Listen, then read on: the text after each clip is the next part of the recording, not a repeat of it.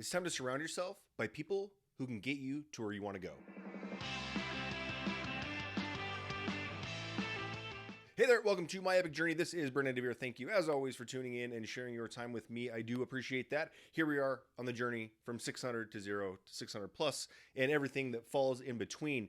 And part of the reason that I do this documentation, this documenting the journey of all this, if you haven't heard me say it before, is that it's easy to see where people got to, right? And we typically don't see all the stuff that happens in between. And obviously, guys, this isn't like a 24-hour, 24/7 show where you're following me everywhere, like Truman Show or something like that. But it is it's the best way I can think of to document, at least on a daily or semi-daily basis, at the very least a weekly basis, on what the trials, tribulations, the wins, the losses, the fails, the successes, all this stuff to go through.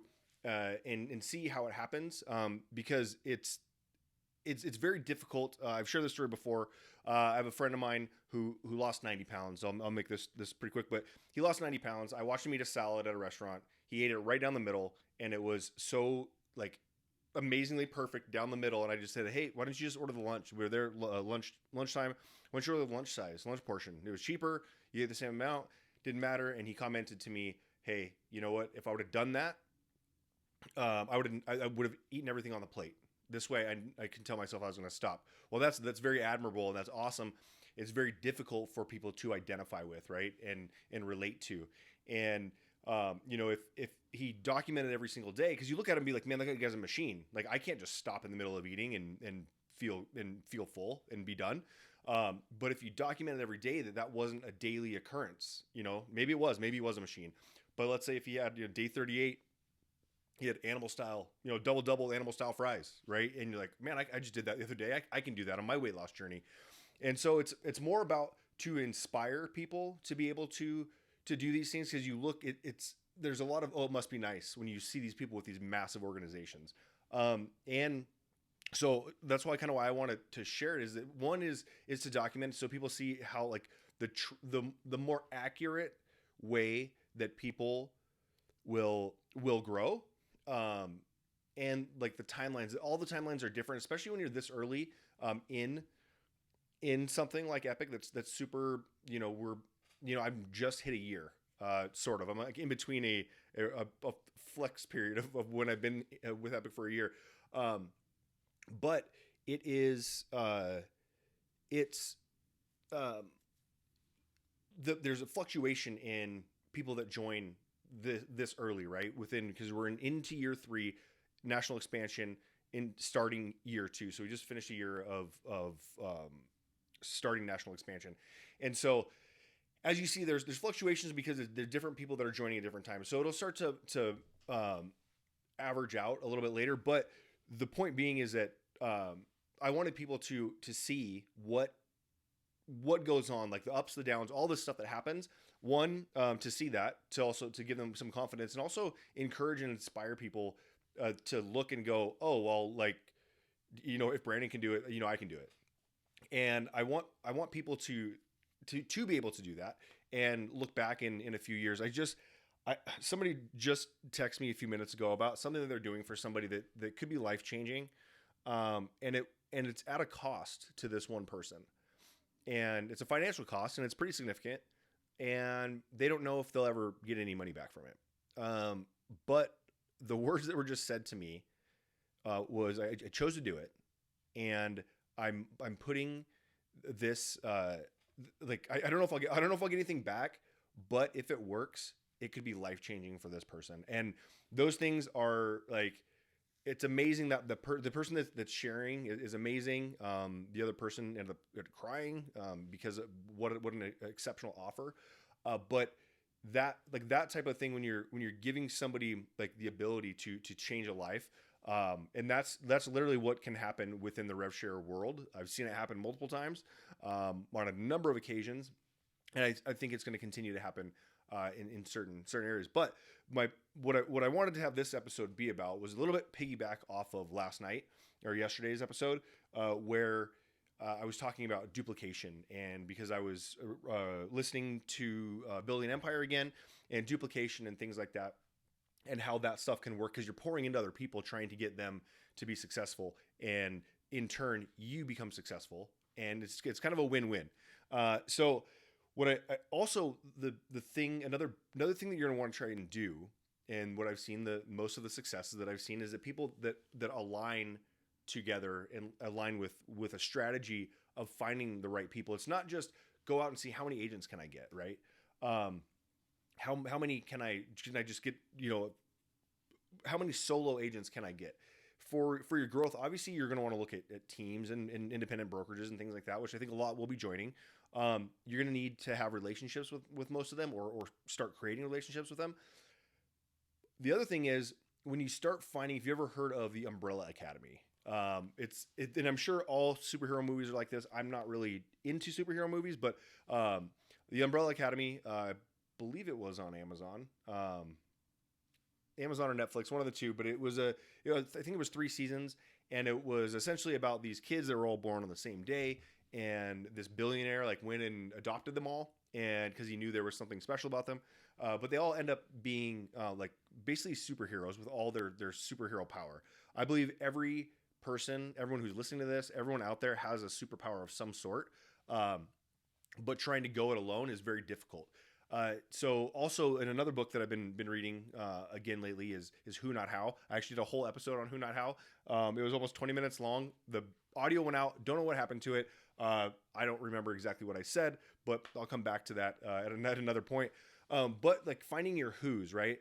So for me, I have who's that are in high production, because it's difficult. I just heard today someone said it's tougher to recruit when you're not in high production. Well, some of the best recruits I know out there are in zero production at all. They're just straight recruiters. Then I've heard people, if you're recruiting, you can't do transactions. So what is it? You got to choose one or the other. Yes and no. I mean, I do believe that you're going to be in front of more agents as you are attracting, or as you're closing deals. You're going to naturally attract people to want to know what you're doing and be a part of what you're doing. There's no doubt about that. And there's also a stigma of people that only recruit, that people don't want to be around a recruiter. I had somebody here that I had been talking to for months, and she said that she wanted to join. She did not want to join with me because I am just a recruiter.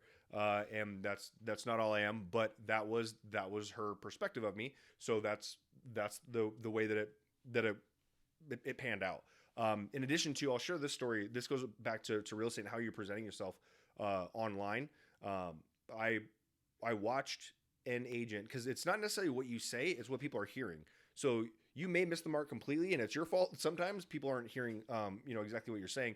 And so the story that I shared today in our training today was, there was an agent that was so into projecting that they were a luxury agent, luxury this, luxury that, luxury.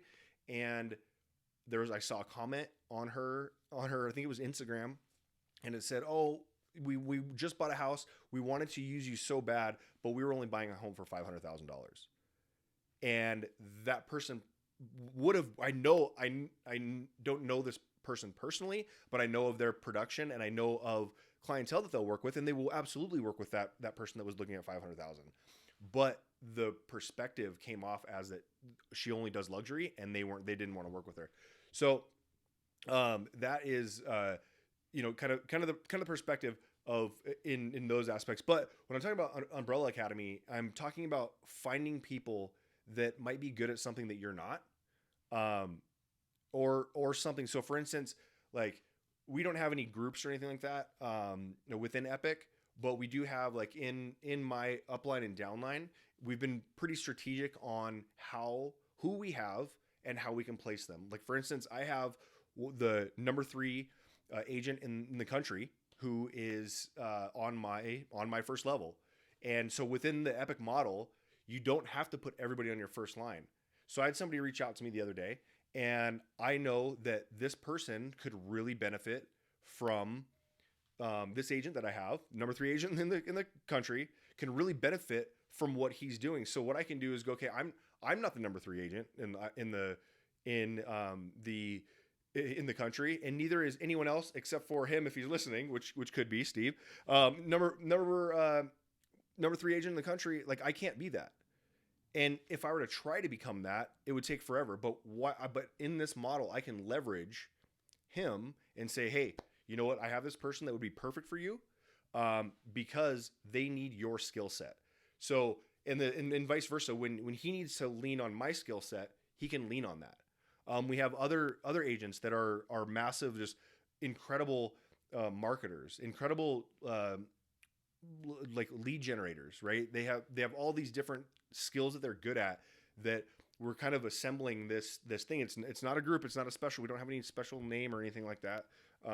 But what it is that we're all collaborating with each other, and I'm not going to go try and be the number 3 agent in the country. I have no interest in that, and it's going to take me a long time to catch Steve.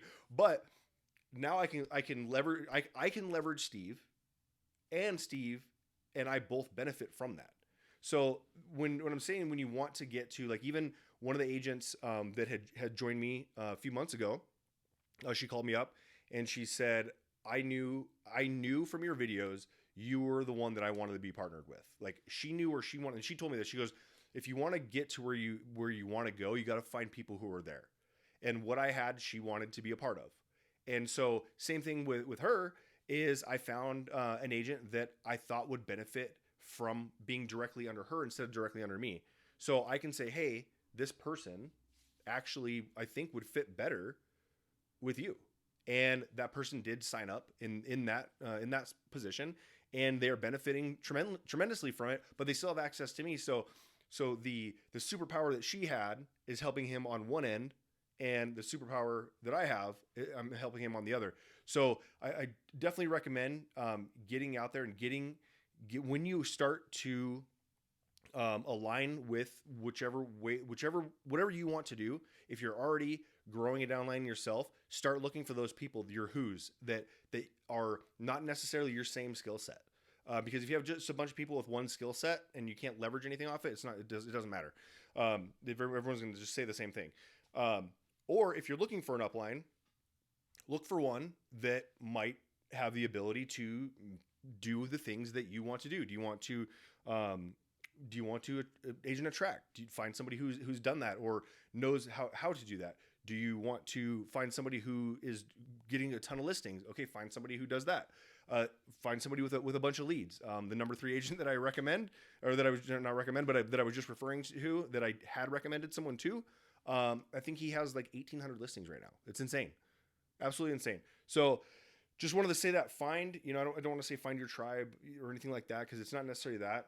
But as you're looking to build, find people that can help you get to that next level. Find your who. You don't have to learn it all. You don't have to know how to do everything. Find out who can help you. And even in Think and Grow Rich, I think it was, we referenced that yesterday, where Henry Ford, they talked about how these lawyers were ripping him apart about him not having like a 3rd grade education or whatever. And he said, well, why am I the fool when I have 8 buttons that I can hit, and at any moment somebody will come in and give me whatever answer I have a question to. Like the very first version of like Google or whatever, right? Why do I have to possess this knowledge if I can access it through this person? So just wanted to share that with you. Look for who, not how, and find your umbrella academy. All right. I will see you on the next one. Have a great one.